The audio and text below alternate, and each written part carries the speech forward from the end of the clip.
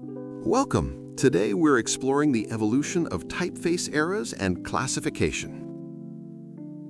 The classic evolution of type is traditionally divided into three major eras. We'll begin with Blackletter, the earliest formal style, move into serif type, known for its small finishing strokes, and finally look at Sans-Serif, the modern style that strips those strokes away for a clean look. The era of Blackletter. Our journey begins in the 12th century with Blackletter. This style originated in Europe and holds immense historical significance as the earliest widely used formal type.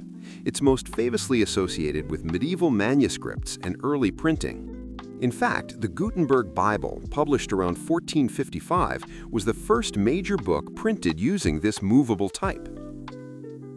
Movable type is a printing technology that uses individual, reusable, and rearrangeable components, usually metal or wood blocks, each featuring a single alphanumeric character or punctuation mark to assemble pages of text. However, Blackletter proved difficult to read in extended body text. While beautiful, Blackletter is quite difficult to read in long blocks of text. Because of this, modern uses are mostly decorative. It's a go-to choice when designers want to evoke a Gothic, dramatic, or deeply historic atmosphere. You'll see it today on Corona beer bottles, famous newspaper mastheads like the New York Times, and the logos of rock bands like Motorhead. The evolution of serif fonts. As printing evolved in the 15th century, serif fonts were developed to improve readability after the dense style of Blackletter. These traditional typefaces were inspired by Roman inscriptions. The serifs are those small decorative strokes at the ends of the letter stems. Their job is to guide the eye across the line, which is why they remain the standard for printed books, newspapers, and academic texts. The modern sans-serif. In the modern era, we saw the rise of sans-serif, sans meaning without in French. These fonts have clean and simple letter forms without any decorative strokes. Because of their clarity and simplicity, they have become the primary choice for the digital age. You'll see them everywhere on websites, mobile apps, and presentations because they're incredibly easy to read on screens. Display and decorative style. Finally, we have display and decorative fonts. While not part of a specific historical era, they're essential for visual impact. These are highly stylized typefaces meant to grab attention. They're perfect for headlines and logos, but a word of caution, they should never be used for long body text, as their complexity makes them hard to read in small sizes. Famous logos that feature decorative fonts include Disney, Coca-Cola, and Lego.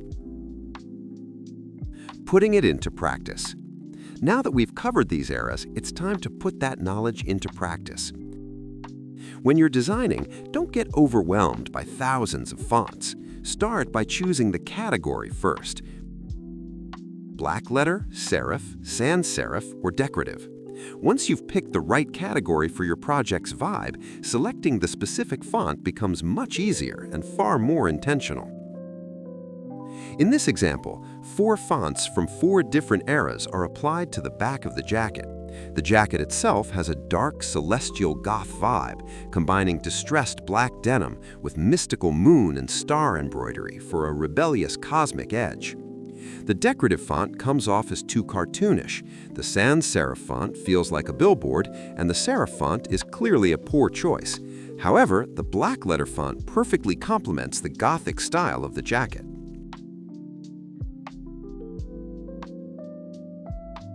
In this example, running text is shown in Blackletter, serif, sans-serif, and decorative fonts. While print gives the best sense of readability, it's obvious that Blackletter and decorative fonts are very hard to read. Serif and sans-serif fonts perform much better, though in print, the serif font has a slight edge.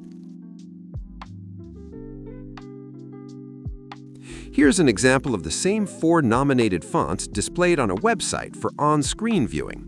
Once again, Blackletter and Decorative fonts are difficult to read, and the Serif font appears too thin, making it hard to read as well. The Sans-Serif font is the clear winner for screen use. For the final example, we tested our 4 nominated fonts on a cleaning spray bottle. The Blackletter font gives a disconnected vibe, the Serif font makes it look like a book title, and the Sans-Serif font feels like a street sign. This time, the Decorative font takes the win, as its swooshy style perfectly conveys the action of swiping and cleaning. To sum it up, Blackletter evokes Gothic or medieval styles, mainly decorative. Serif works well for long printed text, as the small serif strokes guide the eye. Sans-Serif, their more uniform stroke thickness, makes them much easier to read on screens. Decorative are designed to stand out and grab attention, making them perfect for impact rather than long text. Thanks for watching.